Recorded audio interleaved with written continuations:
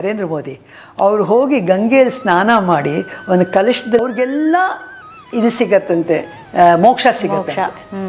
So ಈ ಲಿಂಗ ದರ್ಶನ ಮಾಡಿದ್ರೆ ನಮ್ಮ ಪಿತೃಗಳಿಗೆಲ್ಲ ಮೋಕ್ಷ ಸಿಗತ್ತಂತೆ. ತಿರ್ಗಾ ಈ ಕಡೆ ತಿರುಗಿದ್ರೆ ಅಲ್ಲೊಂದು ಪಂಚಲೋಹದಲ್ಲಿ ಇನ್ನೂ ಒಂದು ದೊಡ್ಡ ಮೇರು. ನನ್ನನ್ನು ಎಲ್ಲೆಲ್ಲೋ ಸುತ್ತಿಸಿ ಏನೇನೋ ಮಾಡಿಸಿ ಹೀಗೆಲ್ಲ ಮಾಡಿ ಆ ಕಾಶಿಗೆ ಇವತ್ತು ನಾನು ಕಾಶಿಲಿ ಬಿಟ್ಟರೆ ಎಲ್ಲಿ ಹೋಗಿ ಬಂದ ಧೈರ್ಯ ನನಗಿದೆ.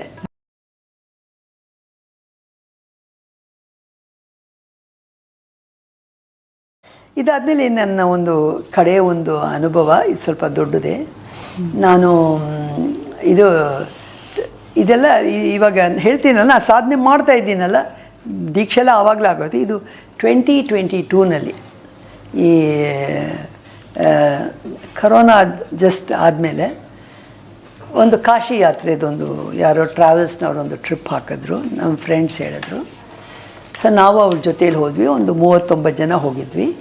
ಆ ಟ್ರಿಪ್ನಲ್ಲಿ ಹೇಗೆಂದರೆ ನಾವು ಇಲ್ಲಿಂದ ಅವರವರು ಟ್ರೈನು ಪ್ಲೇನಲ್ಲಿ ಹೊರಟು ಒಂದು ಕಡೆ ಸೇರಿದ್ರೆ ಅಲ್ಲಿಂದ ಬಸ್ ಏರ್ಪಾಟ್ ಮಾಡಿ ಅವರೆಲ್ಲ ಕಡೆ ಕರ್ಕೊಂಡು ಹೋಗ್ತಾರೆ.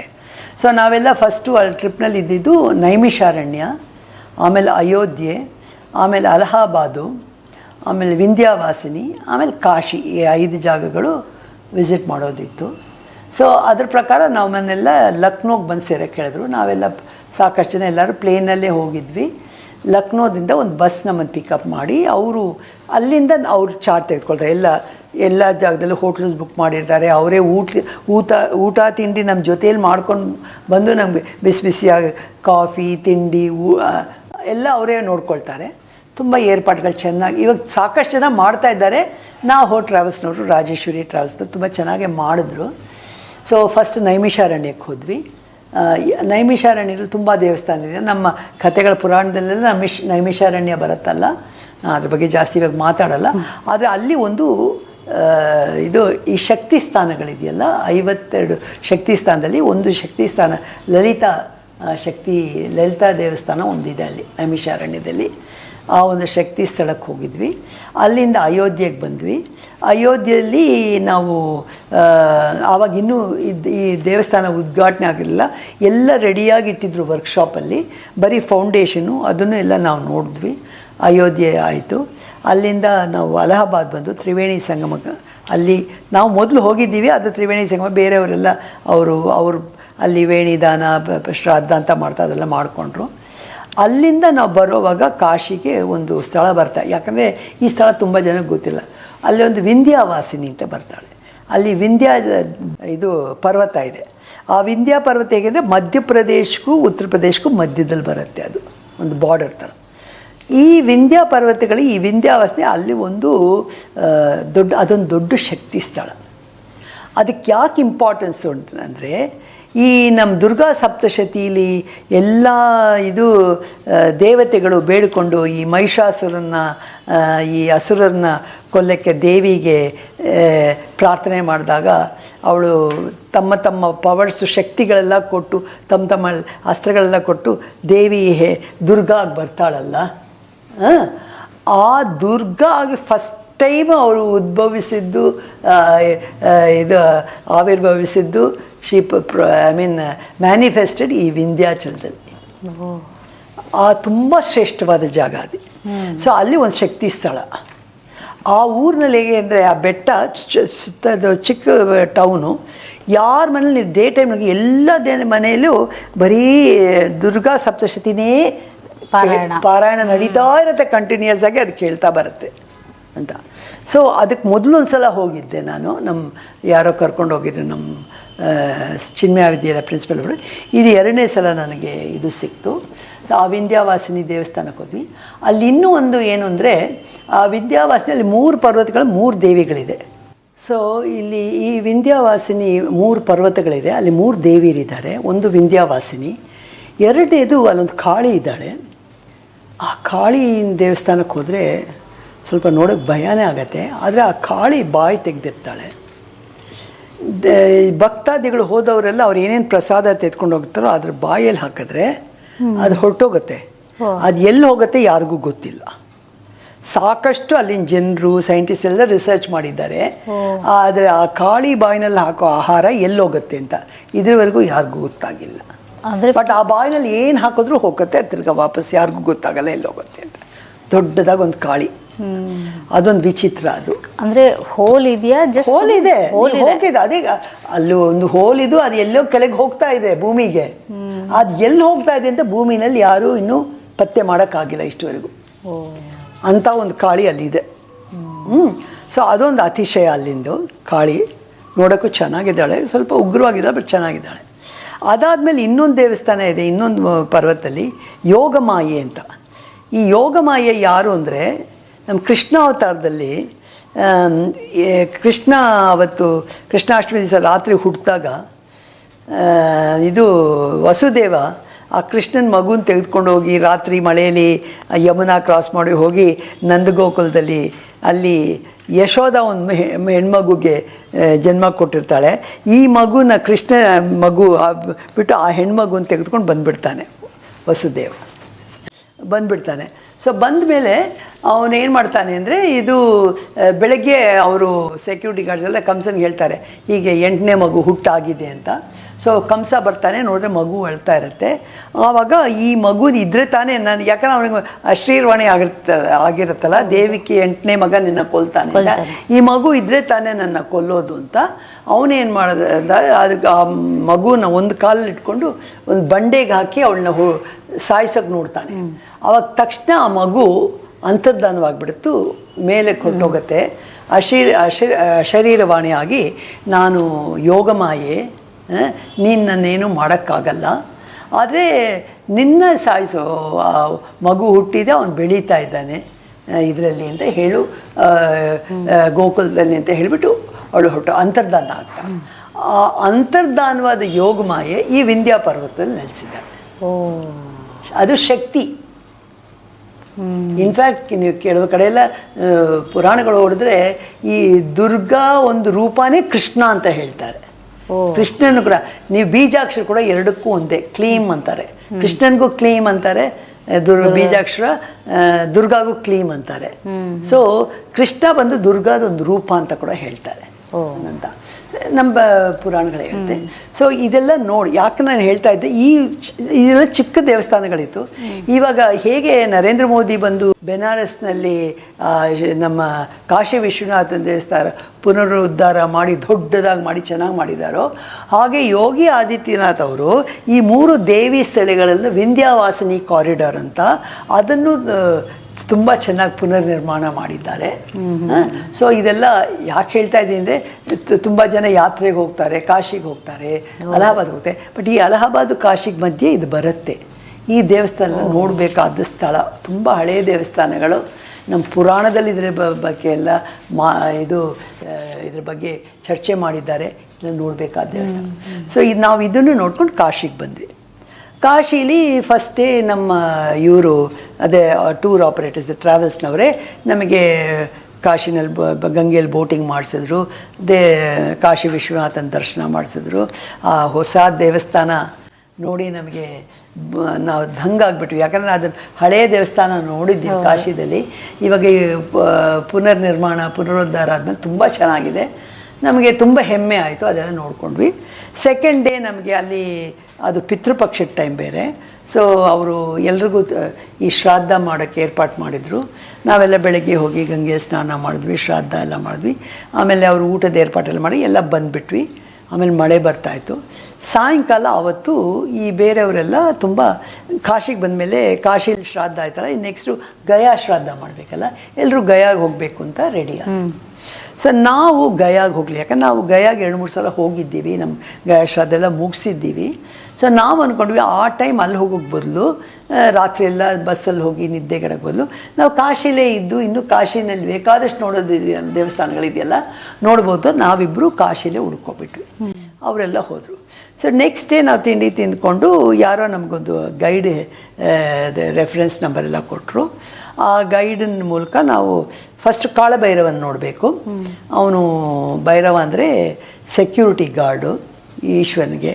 ಕಾಶಿನಲ್ಲಿ ವಿಶ್ವೇಶ್ವರನ ದರ್ಶನ ನಮಗೆ ಪೂರ್ತಿ ಫಲ ಕೊಡಲ್ಲ, ಕಾಳಭೈರವ ನೋಡಿದ್ರೇ ಆ ಫಲ ಸಿಗೋದು ಅಂತಾರೆ.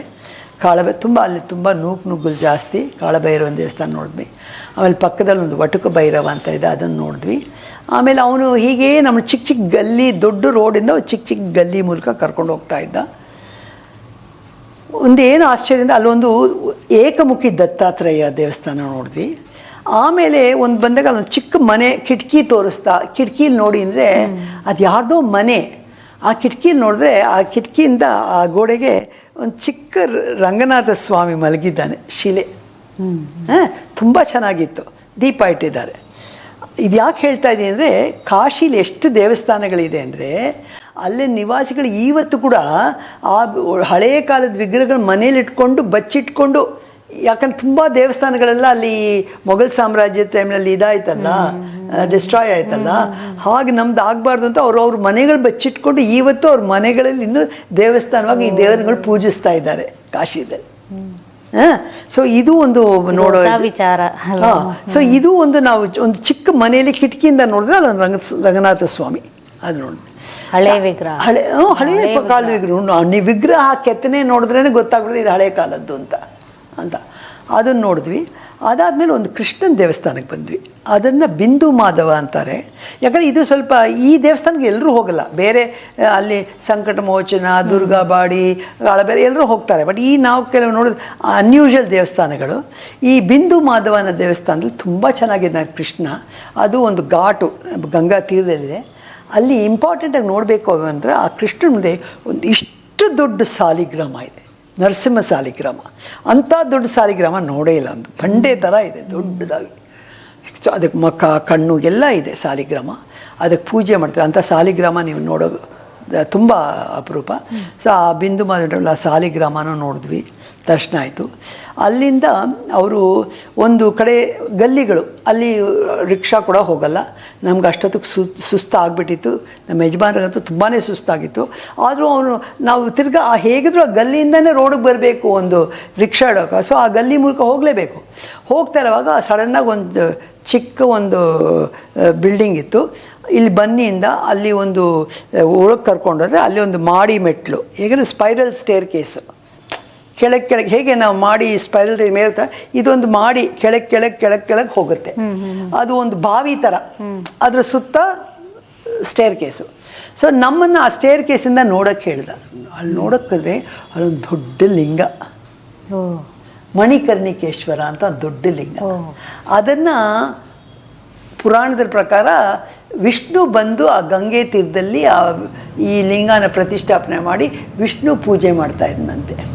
ಸೊ ಇವತ್ತಿಗೂ ನೀವು ಕಡೆ ಮೆಟ್ಲಿಳಿದು ಕೆಳಗೆ ಹೋಗ್ಬೋದು. ಅದಿರೋದು ಇದು ಘಾಟ್ ಮೇಲೆ ಇದೆ, ಬಂಡಿಗಳ ಮೇಲಿದೆ, ಕಡೆಗೆ ನದಿ ಇದೆ. ಈ ನದಿ ತೀರದಲ್ಲಿ ಅದು ಇದು ಇದೆ, ಲಿಂಗ ಇದೆ. ಸೊ ಆ ಲಿಂಗನ ನಾವು ನೋಡಿದ್ವಿ. ಅದು ಮಾತ್ರ ಅಲ್ಲ, ಅವನೊಂದು ನಮ್ಮ ಕೆಲವೊಂದು ಶ್ಲೋಕ ಹೇಳಿಸ್ತಾ. ಅದು ಹೇಳಿದ್ರೆ ಏನಂದರೆ, ಆ ಲಿಂಗ ದರ್ಶನ ಮಾಡಿದ್ರೆ ನಮ್ಮ 7 ಪೀಳಿಗೆಗಳು ಪಿತೃಗಳು ಮೇಲೆ ಅವ್ರಿಗೆಲ್ಲ ಇದು ಸಿಗತ್ತಂತೆ, ಮೋಕ್ಷ ಸಿಗತ್ತೆ. ಸೊ ಈ ಲಿಂಗ ದರ್ಶನ ಮಾಡಿದ್ರೆ ನಮ್ಮ ಪಿತೃಗಳಿಗೆಲ್ಲ ಮೋಕ್ಷ ಸಿಗತ್ತಂತೆ. ಏನು ಅವನು ಹೇಳ್ದ. ಬಟ್ ಅದು ಒಂದು ಆಶ್ಚರ್ಯವಾದ, ಯಾಕಂದರೆ ಮೇಲಿಂದ ಒಂದು 3 ಮಾಡಿ 4 ಮಾಡಿ ಕೆಳಗೆ ನೀವು ಹೀಗೆ ನೋಡಬೇಕು, ಆ ಲಿಂಗ ಕಾಣಿಸುತ್ತೆ ನಿಮಗೆ, ಕ್ಲಿಯರಾಗಿ ಕಾಣಿಸುತ್ತೆ. ಪೂಜೆ ಎಲ್ಲ ಮಾಡಿದ್ದಾರೆ ಅದರಲ್ಲೇ. ಯಾಕಂದ್ರೆ ದಿನ ಅಲ್ಲೊಂದು ಅರ್ಚಕರು ಪೂಜೆ ಮಾಡ್ತಾರೆ. ತುಂಬ ಮಳೆ ಬಂದಾಗ, ಪ್ರವಾಹ ಬಂದಾಗ ಅಲ್ಲಿ ಹೋಗೋಕ್ಕಾಗಲ್ಲ ಅಂತ. ಸೊ ಆ ಮರಳು, ದೇವರು ಎಲ್ಲ ನೋಡ್ಬೋದು. ಸೊ ಆ ಒಂದು ನಮಗೆ ದರ್ಶನ ಆಯಿತು. ಅಲ್ಲಿಂದ ಇನ್ನು ಮುಂದಕ್ಕೆ ಹೋದಾಗ ನಡೀತಾ ಇದ್ದೀವಿ. ಸಡನ್ನಾಗಿ ಅಮ್ಮ ನಿಂತ್ಕೊಳ್ಳಿಲ್ಲ, ನಮಗೇನು ಗೊತ್ತಾಗಲ್ಲ. ನೋಡಿದ್ರೆ ಏನೂ ಇಲ್ಲ, ನೆಲ.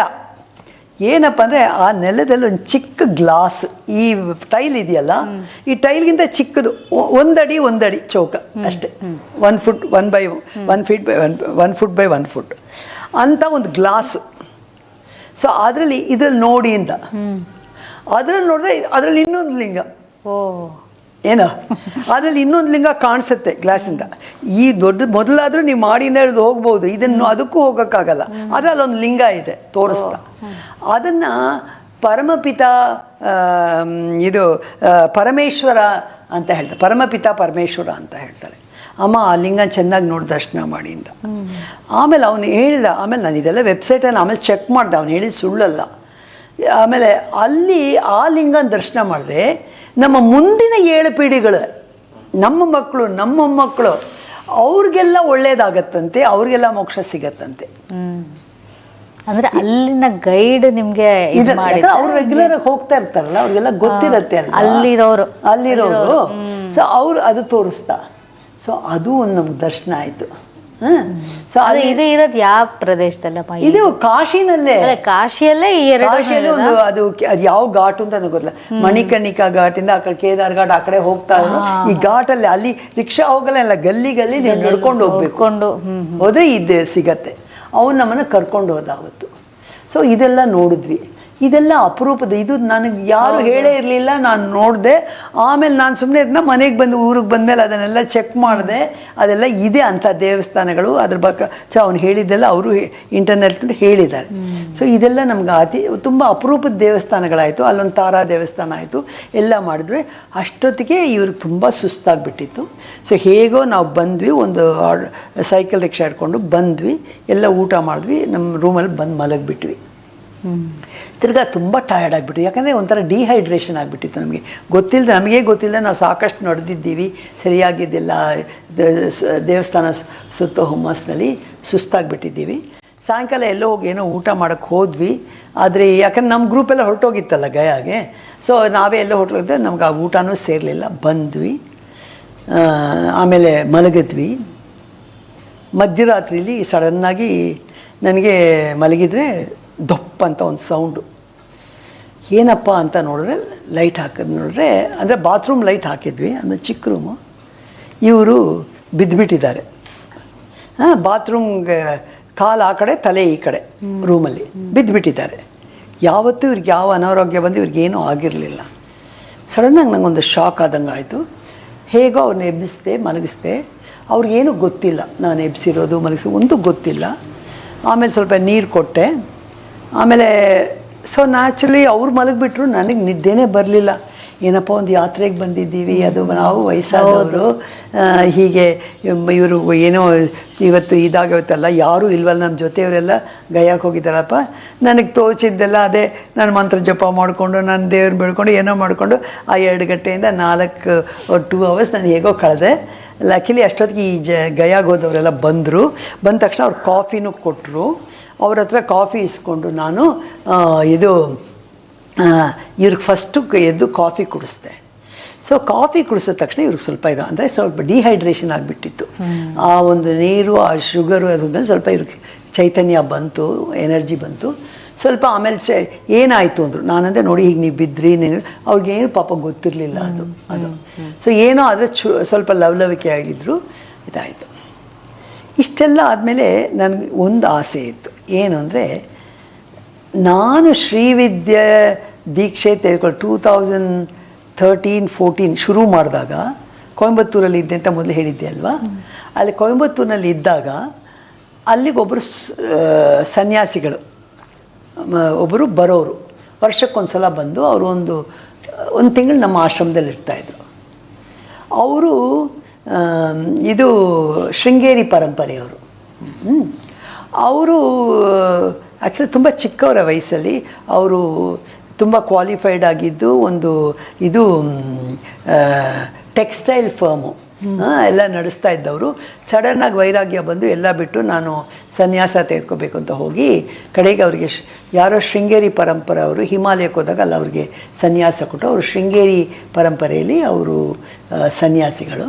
ಸೊ ಅವ್ರನ್ನ ಇದು ನಮ್ಮ ಆಶ್ರಮಕ್ಕೆ ಆವಾಗ ಬರೋರು. ಒಂದು ಸಲ ಅವ್ರು ಬಂದಾಗ ನಾನು ಈ ಶ್ರೀವಿದ್ಯಾ ಸಾಧನೆ ಶುರು ಮಾಡಿದಾಗ ಒಂದು ಸಲ ನನ್ನ ಹತ್ರ ಹೇಳಿದ್ರು, ಅಮ್ಮ ಈ ಸಲ ನಿಮ್ಮ ಮಕ್ಕ ನೋಡ್ರಿ ನೀವು ಏನೋ ಥರ ಬೇರೆ ಥರ ಕಾಣಿಸ್ತಾ ಇದ್ದೀರಾ ಅಂತ. ಏನು ಅಂತ ನಾವು ಹೀಗೆ ಮಾತಾಡಿದಾಗ ಆವಾಗ ನಾನಂದೆ, ನಾನು ಹೀಗೆ ಶ್ರೀವಿದ್ಯಾ ಮಂತ್ರಗಳು ತೆಗೆದುಕೊಂಡು ಜಪ ಮಾಡಿದೆ. ಹೌದಮ್ಮ, ಶ್ರೀವಿದ್ಯೆ ತುಂಬ ಒಳ್ಳೆಯದು, ಅವರು ಶ್ರೀವಿದ್ಯೆ ಸಾಧಕರು, ಶ್ರೀವಿದ್ಯೆ ತುಂಬ ಒಳ್ಳೆಯದು. ಅದನ್ನು ನೀವು ತೆಗೆದುಕೊಂಡ ತಕ್ಷಣವೇ ನಿಮ್ಮ ಮುಖದ ಕಳೆನೇ ಚೇಂಜ್ ಆಗಿಬಿಡುತ್ತೆ, ತುಂಬ ಒಳ್ಳೆ ಕಳೆ ಬಂದುಬಿಡುತ್ತೆ. ನಿಮ್ಮಲ್ಲಿ ಏನೋ ಒಂದು ಒಳ್ಳೆ ಚೇಂಜ್ ಇತ್ತು, ಅದಕ್ಕೆ ನಾನು ಹೇಳಿದ್ದು. ಒಳ್ಳೆಯದು, ನೀವು ಇದನ್ನು ಮಾಡಿ, ಇದನ್ನು ಬಿಡಬೇಡಿ. ಆಮೇಲೆ ಅದಕ್ಕೆ ನಿಮಗೆ ಈ ಶ್ರೀವಿದ್ಯೆ ಬಗ್ಗೆ ತಿಳ್ಕೊಳ್ಬೇಕಾಗಿದ್ದ ಬುಕ್ಸ್ ಬಗ್ಗೆ ಎಲ್ಲ ನನಗೆ ಹೇಳಿದರು, ಯಾವ ಪ್ರಿಂಟರ್ಸು, ಯಾವ ಟೈಟಲ್ಸು.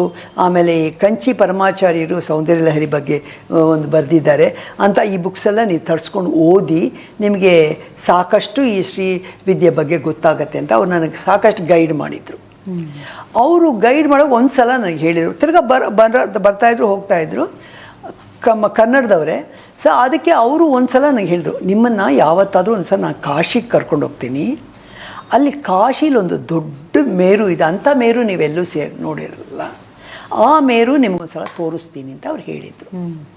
ಸರಿ ನೋಡೋಣ, ನಾನು ಎಲ್ಲೋ ಕೆಲಸ ಮಾಡ್ತೀನಿ, ಅವ್ರು ಯಾವಾಗಲೂ ಬಂದು ಹೋಗೋದು ವರ್ಷಕ್ಕೂ ಯಾವಾಗ ನಡೆಯುತ್ತೆ ಅಂತ.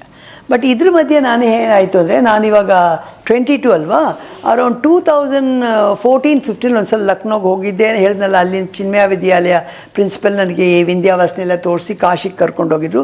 ಆವಾಗ ಅವರು ಉತ್ತರ ಪ್ರದೇಶದವರೇ, ಅವ್ರಿಗೆ ಗೊತ್ತಿತ್ತು, ಅವರು ದೇವಿ ಉಪಾಸಕರು, ಅವರು ಬಗಳಾಮುಖಿನ ಇದು ಉಪಾಸನೆ ಮಾಡಿದೆ. ಅವ್ರಿಗೆ ಹೇಳಿದೆ, ಇಲ್ಲಿ ಕಾಶಿದಲ್ಲಿ ಒಂದು ದೊಡ್ಡ ಮೇರು ಇದೆ ಅಂತ ನಂಗೆ ತೋರಿಸಿದ್ದೆ. ಅವ್ರಿಗೆ ಅದ್ರ ಬಗ್ಗೆ ಗೊತ್ತಿರಲಿಲ್ಲ, ಅವರು ಏನೇನೋ ಹುಡುಕಿದ್ರು, ಅಲ್ಲೊಂದು ರಾಜರಾಜೇಶ್ವರಿ ದೇವಸ್ಥಾನ ಇದೆ ಅಂದರು. ಅಷ್ಟೊಂದು ಅವ್ರಿಗೇನೋ ಒಂದು ಅರ್ಜೆಂಟ್ ಫೋನ್ ಬಂತು, ಅವ್ರು ಹೋಗಬೇಕಾಗಿ ಬಂತು. ನಾವು ಅವ್ರನ್ನ ಜಾಸ್ತಿ ಒತ್ತಾಯ ಮಾಡಲಿಲ್ಲ, ಏನೋ ನಾವು ನೋಡಿದ್ದು ಕಾಶಿಲಿ ಯಾವಾಗ ನೋಡೋಕೆ ದೇವಸ್ಥಾನಗಳು ಒಂದು ತಿಥಿಯನ್ನು ಮಾಡೋಕೆ ಎಲ್ಲ ಮಾಡ್ಕೊಂಡು ಬಂದುಬಿಟ್ವಿ 2014. ಬಟ್ ಈ 22ನಲ್ಲಿ ಹೋದಾಗ ಈ ಸಲ ಏನಾದರೂ ಆಗಲಿ ಆ ಮೇರು ಎಲ್ಲಿದೆ ಪತ್ತೆ ಹಚ್ಚಬೇಕು ಅಂತ ನಾನು ಎಲ್ಲರೂ ನೋಡಿದವ್ರನ್ನೆಲ್ಲ ಕೇಳ್ತಾ ಇದ್ದೆ. ಮೊದಲ ದಿವಸ 3 ದಿವಸ ಇದ್ವಲ್ಲ, ಇಲ್ಲೊಂದು ದೊಡ್ಡ ಎಲ್ಲೋ ಶ್ರೀಯಂತ್ರ ಮೇರು ಇದೆಯಂತಲ್ಲ, ನಿಮಗೆ ಗೊತ್ತಾ? ನಿಮಗೆ ಯಾರೂ ಗೊತ್ತಿಲ್ಲ. ನಮ್ಮ ಟ್ರಾವೆಲ್ಸ್ ಅವರು ಕೂಡ ಅವ್ರು ಸಾಕಷ್ಟು ಸಲ ಕಾಶಿಗೆ ಹೋಗಿದ್ದಾರೆ, ಅವ್ರಿಗೆ ನಮಗೂ ಇದರ ಬಗ್ಗೆ ಏನು ಗೊತ್ತಿಲ್ಲಮ್ಮ ಅಂದರು. ಸರಿ, ಆಮೇಲೆ ಯಾರೋ ಒಬ್ರು ಹೇಳಿದ್ರು, ಈ ಲಲಿತಾ ಘಾಟಲ್ಲಿ ಒಂದು ರಾಜರಾಜೇಶ್ವರಿ ದೇವಸ್ಥಾನ ಇದೆ ಅಂತ ಮೊದಲ ದಿವಸ ಯಾರೋ ಹೇಳಿದರು. ಈ ಗೈಡ್ ಹೇಳಿದ್ದ. ಆ ಗೈಡನ್ನು ಕೇಳಿದೆ, ಇವನಿಷ್ಟೆಲ್ಲ ಅಂಗಡಿ ತೋರಿಸೋದ್ನಲ್ಲ ದೇವಸ್ಥಾನಗಳ, ನೀನು ಗೊತ್ತಪ್ಪ ಇಲ್ಲೊಂದು ದೊಡ್ಡ ಮೇಲೆ ಮೇರು ಇದೆಯಂತೆ, ದೇವಿ ಇದಂತೆ. ಅವನಂದ, ಅಮ್ಮ ನೀವು ಲಲಿತಾ ಘಾಟ್ಗೆ ಹೋಗಿ, ಲಲಿತಾ ಘಾಟ್ ಆ ಕಡೆ, ಈ ಕೇದಾರಘಾಟ್ ಈ ಕಡೆ. ಸೊ ಲಲಿತಾ ಘಾಟ್ ಹತ್ರ ಒಂದು ರಾಜರಾಜೇಶ್ವರಿ ದೇವಸ್ಥಾನ ಇದೆ, ಅಲ್ಲಿ ಹೋಗಿ ಅಲ್ಲಿರ್ಬೋದು ಅಂತ ಅವನಂದ. ಸರಿ, ನಾನು ರಾತ್ರಿಯೆಲ್ಲ ಇದು ಬೇರೆ ಕೆಲಸ ಮಾಡ್ತಾಯಿತ್ತು. ಬೆಳಗ್ಗೆ ಎದ್ದು ಏನಾದ್ರು ಮಾಡಿ ಲಲಿತಾ ಘಾಟ್ಗೆ ಹೋಗಬೇಕು, ರಾಜರಾಜೇಶ್ವರಿ ದೇವಸ್ಥಾನಕ್ಕೆ ಹೋಗ್ಬೇಕು. ಆದರೆ ಮಧ್ಯದಲ್ಲಿ ಇವ್ರು ಬೇರೆ ಸ್ವಲ್ಪ ಅನಾರೋಗ್ಯ ಆಗೋಯ್ತಲ್ಲ, ಬೆಳಗ್ಗೆ ಇವ್ರನ್ನೊಬ್ಬರನ್ನೇ ಬಿಟ್ಟು ಹೇಗೆ ಹೋಗೋದು? ಆಮೇಲೆ ಸ್ವಲ್ಪ ಕಾಫಿ ಕುಡಿದ್ಮೇಲೆ ಇವರು ಸ್ವಲ್ಪ ಲವಲವಿಕೆ ಇದ್ದರು. ಆಮೇಲೆ ಅವ್ರಿಗೆ ಸ್ವಲ್ಪ ನನಗೇನೋ ಧೈರ್ಯ ತೆರ್ಕೊಂಡು, ನೀವು ಎಲ್ಲರೂ ಬಂದಿದ್ದಾರೆ, ಇಲ್ಲೆಲ್ಲ ಇದ್ದಾರೆ ಪಕ್ಕದಲ್ಲಿ ರೂಮ್ಸ್ ಎಲ್ಲ, ನಮ್ಮ ಜೊತೇಲಿ ಬಂದವರೆಲ್ಲ ಟ್ರಾವೆಲರ್ಸ್ ಎಲ್ಲ ಇದ್ದಾರೆ, ನಾನು ಸ್ವಲ್ಪ ಲಲಿತಾ ಘಾಟ್ಗೆ ಹೋಗಿ ಆ ರಾಜರಾಜೇಶ್ವರಿ ದೇವಸ್ಥಾನ ನೋಡ್ಕೊಂಡು ಬರ್ತೀನಿ, ನೀವು ಒಬ್ಬರೇ ಇರ್ತೀರಾ ಅಂತ ಇವ್ರು ಕೇಳಿದೆ. ನೀನು ಹೋಗ್ಬಿಟ್ಟು ಬಾ, ನನಗೇನು ಭಯ ಇಲ್ಲ, ನಾನು ಇರ್ತೀನಿ. ನೀವು ಒಬ್ಬರೇ ಹೋದ್ರಮ್ಮ? ನಾನು ಒಬ್ಬಳೇ ಹೋದೆ, ಯಾರಿಗೂ ಹೇಳಿರಲಿಲ್ಲ. ಆದರೆ ಪಕ್ಕದ ರೂಮ್ ಅವ್ರಿಗೆ ಸ್ವಲ್ಪ ಇವ್ರು ನೋಡ್ಕೊಳ್ಳಿ, ಇವ್ರೊಬ್ಬನೇ ಬಿಟ್ಟು ಹೋಗ್ತಾನೆ, ನಾನು ಸ್ವಲ್ಪ ದೇವಸ್ಥಾನಕ್ಕೆ ಹೋಗ್ತೀನಿ ಅಂತ ಬಂದು ಅಲ್ಲಿ ಒಂದು ಎಲೆಕ್ಟ್ರಿಕ್ ಆಟೋಗಳಿರುತ್ತೆ, ಅವನ್ನ ಕೇಳಿದೆ, ನಾನು ಹೀಗೆ ಲಲಿತಾ ಘಾಟ್ಗೆ ಹೋಗಬೇಕು ರಾಜೇಶ್ವರಿ ದೇವಸ್ಥಾನಕ್ಕೆ. ಅವ್ನಿಗೆಲ್ಲೋ ಕರ್ಕೊಂಡು ಹೋದ, ಅವ್ನಿಗೇನು ಗೊತ್ತಾಯಿತೋ ಏನು ಅರ್ಥ ಆಯಿತೋ ಕಡೆಯಲ್ಲಿ ಅವನ್ನ ಆಪೋಸಿಟ್ ಡೈರೆಕ್ಷನ್ ಕರ್ಕೊಂಡೋಗಿ ಇದೇ ಲಲಿತಾ ಘಾಟ್ ಅಂತ ತೋರಿಸ್ತಾ. ಅಲ್ಲಿ ಇಳಿದು ಯಾರನ್ನೋ ಕೇಳಿದ್ರೆ ಅಲ್ಲಿ ಏನೋ ಒಂದು ಘಾಟ್ ಕಾಣಿಸ್ತಾ ಇತ್ತು, ಹೋಗೋಣ ಅಂದರೆ ಅವರಂದ್ರೆ ಏನಮ್ಮ ಬೇಕು ಅಂದರೆ, ನಂದು ಇಲ್ಲೊಂದು ಲಲಿತಾ ಘಾಟ್ ಇದೇನಾ ಲಲಿತಾ ಘಾಟು ರಾಜರಾಜೇಶ್ವರಿ ದೇವಸ್ಥಾನದಿಂದ. ಅವರು ಲೋಕಲ್ಸು, ಅಮ್ಮಮ್ಮ ನಿಮ್ಗೆ ಯಾರೋ ನಿಮಗೆ ತಪ್ಪು ಡೈರೆಕ್ಷನ್, ರಾಂಗ್ ಡೈರೆಕ್ಷನ್ಸ್ ಕೊಟ್ಟಿದ್ದಾರೆ, ಇದೆಲ್ಲ ನೀವು ಆ ಕಡೆ ಹೋಗಬೇಕು, ಲಲಿತಾ ಘಾಟು ದೇವಸ್ಥಾನದ ಕಾಶಿ ವಿಶ್ವನಾಥನ ದೇವಸ್ಥಾನದ ಹತ್ರ ಇದೆ, ನೀವು ಆಪೋಸಿಟ್ ಆ ಡೈರೆಕ್ಷನ್ ಹೋಗ್ಬೇಕು, ಇದೆಲ್ಲ ನೀವು ತಪ್ಪು ಡೈರೆಕ್ಷನಲ್ಲಿ ಬಂದಿದ್ದೀರಾ ಅಂತ.